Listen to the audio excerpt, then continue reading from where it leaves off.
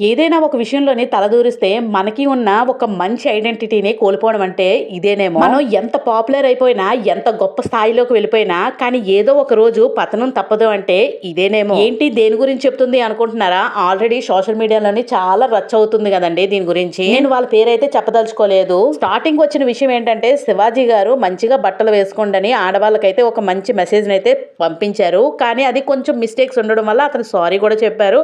అక్కడతో కొన్ని విషయాలు అయితే జరుగుతున్నాయి. అది ఇంకా కాంట్రవర్సీ పూర్తిగా ఎండ్ అయితే అవ్వలేదు. కానీ ఈ లోపు అయితే నేనున్నాను అని చెప్పేసి ఎంటర్ అవ్వడం వల్ల చాలా లోతుకైతే దిగిపోయాడు. పెద్ద యూట్యూబరు. ఎంతో ఫేమస్ అయిపోయామో అని అనుకుంటాం కదండి. మనం ఆడిన ఒక్క మాట వల్ల ఎక్కడికైనా దిగజారిపోవాల్సి వస్తుంది. హీరో కొట్టుకొని మధ్యలో కమిడియన్ ని చంపేసినట్టు అని ఒక ఫన్నీ డైలాగ్ అయితే ఉంటది కదా, సేమ్ అదే సిచ్యువేషన్ జరుగుతుంది. వాళ్ళు గొడవ పడితే మధ్యలో నేనున్నానని చెప్పేసి గెలికాడండి. దాని వల్ల మొత్తం స్పాయిల్ అయిపోయింది. సబ్స్క్రైబర్స్ అయితే బేభత్సంగా పడిపోతున్నారు.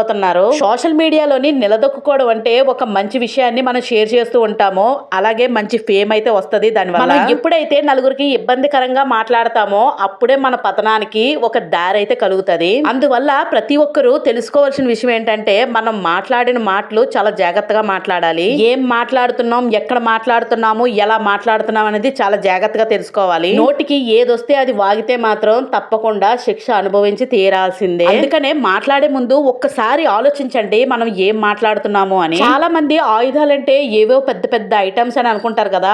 ఆయుధాలు అయితే పెద్ద పెద్దవి కాదండి బాబు. అంతకన్నా పెద్ద ఆయుధం అయితే ఉన్నది. అది ఏంటంటే ఒక మాట. మనం మాట్లాడే మాటే చాలా పెద్ద ఆయుధంలా దూసుకెళ్తది. అందుకని సోషల్ మీడియాలోని ఏదైనా మాట్లాడేటప్పుడు ఒక మాట చాలా స్పష్టంగా ఉండాలి. ఒక్క స్పెల్లింగ్ మిస్టేక్ తప్పైనా కూడా మనల్ని వేలెత్తి చూపే వాళ్ళు చాలా మందే ఉంటారు. అందువల్ల ప్రతి ఒక్కరు చాలా జాగ్రత్తగా మాట్లాడాలి. నేను కూడా యూట్యూబ్ లోని ఎన్నో రకాల వీడియోస్ అయితే చేస్తూ ఉంటాను, మోటివేషన్ రిలేటెడ్. అలాంటి వీడియోస్ గానీ చూస్తే మాత్రం మన లైఫ్ లో ఎంత జాగ్రత్తగా ఉండాలి అనే మంచి మెసేజ్ అయితే ఇస్తూ ఉంటాను. కానీ అలాంటివి మనం చూడం కదా. ప్రతి మనిషి తప్పులు చేస్తూ ఉంటాడు. ఆ తప్పుల్ని సరిదిద్దుకోవడం కోసమే మనకి మోటివేషన్ అనేది ఉండాలి.